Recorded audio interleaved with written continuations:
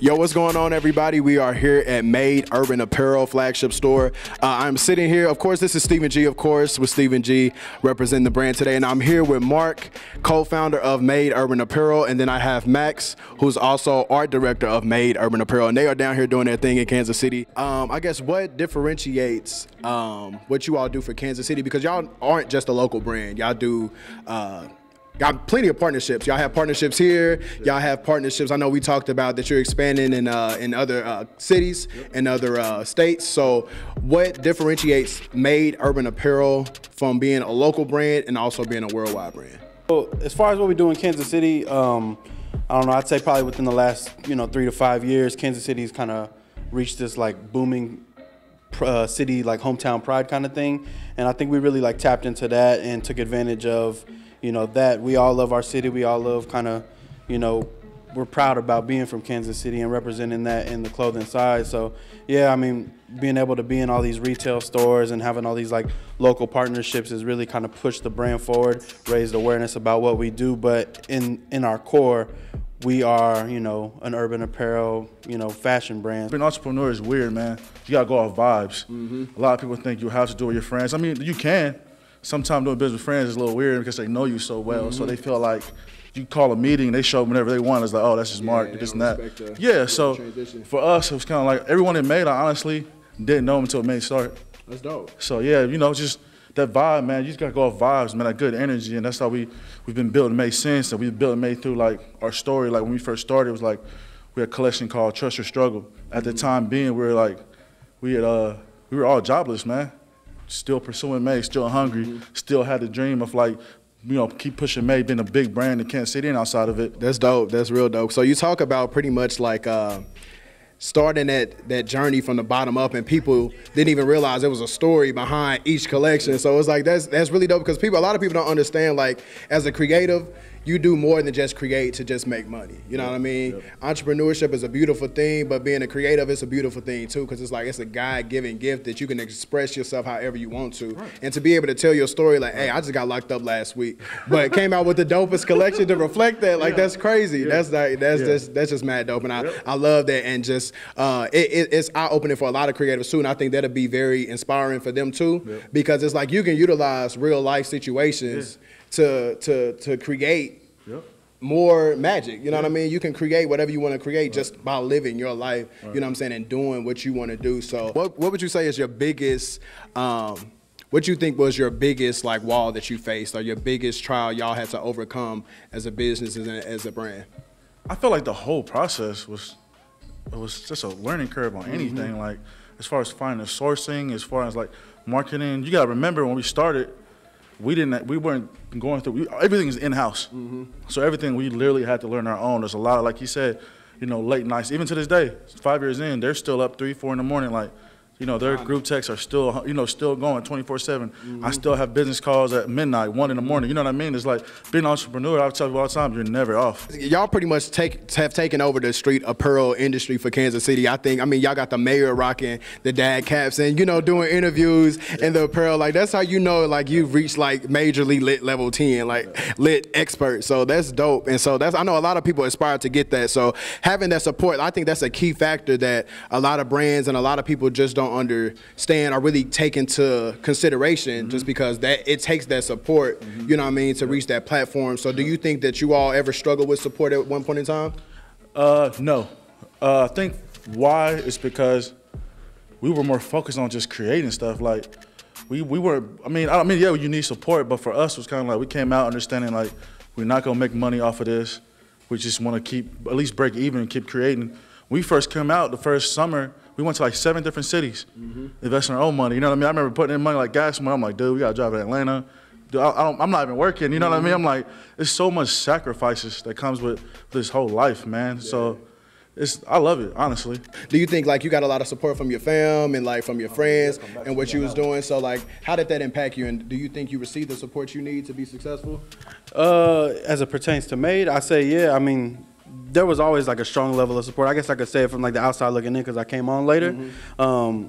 It was a movement. There was a movement we made, and I think like it's kind of, it has some like level of like when you're attracted like a magnet, you know what I'm saying? Like it just brought you in, and it brought me in, you know what I mean? Like so, I like texted him not too long ago, like look back in 2013, like I'm in the mirror taking a selfie with a Made shirt, like, but I mean it's that level of perspective, you know what I'm saying? But yeah, I mean, I think there's always been like a small cult following, and it's just gradually grown and grown and grown over the years. So like transitioning from the bottom of the barrel, selling hoodies out the trunk, now y'all in the flag store shop, man, doing your thing. So like, explain your daily process now, like the whole creative process. Like, what does that look like for you?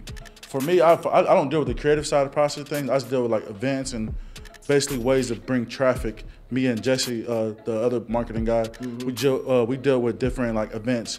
Like we do, you know, like the block party. This past Friday, we did a Pros versus Joes with Eric Berry. Just bringing traffic to the store, especially people that never been through or heard of us. So we do like different type of events that can attract a different crowd or just people, period. So that's what I do, is just me and Jesse, we try to figure out different ways and different events to bring people to the store, kind of show them what we have. How do you conceptualize each campaign or each collection that you all do? Like, what creative process goes into that for you as an art director?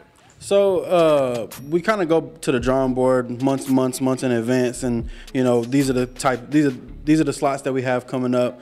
You know, I think the time of the season obviously plays a lot into it, but ultimately what it comes down to is, you know, what story are we trying to tell? What are we trying to get across? What are we trying to tap into? And from there, it's like, you know, building out colors and building out designs and, you know, trying to establish a brand aesthetic for that specific collection. But for campaigns, it just kind of really depends on what the campaign is and who the demographic is, who you're trying to reach, and who you're trying to touch with that specific campaign. Where do you see the brand? I'm gonna ask both of you all, where do you see the brand in 5 years? Like, what is the plan? Or do y'all have anything in the works for the upcoming 5 years? I know we talked about expansion to a few more cities, so what's that look like for Made? So right now, we already started the process of expanding to Colorado and Denver. We just did a photo shoot last week in Colorado and Denver. So right now, we're just focusing strictly on the Midwest.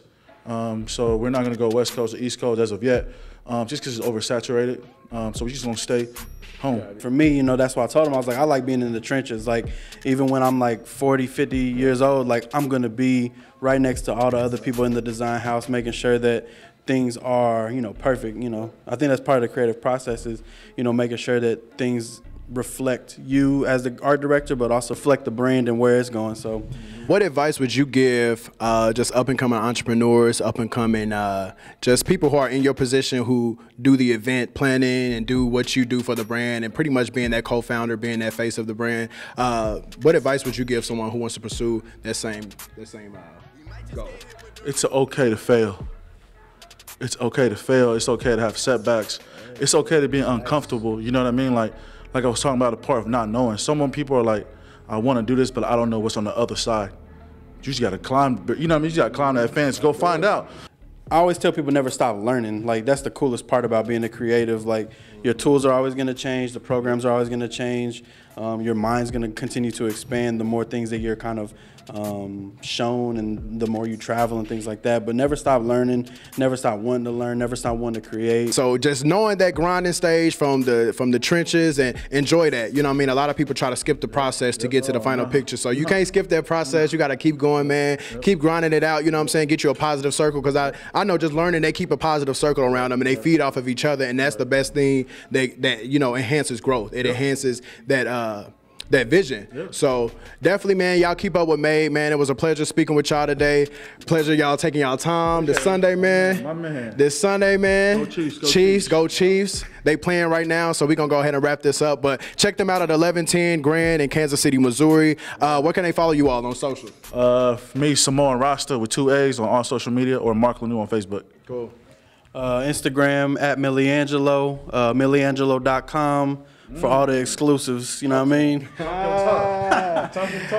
Talk. And then what's the website for the brand? Is it Made? MadeUrbanApparel.com. If you Google it, it'll be the first people to pop up. Cool. So madeurbanapparel.com, man, they dropping some heat. I definitely got some stuff in my closet. I'm definitely adding to my closet. So y'all keep up with these guys, man. Keep up with the brand. They're doing some positive things, some dope things, and we out.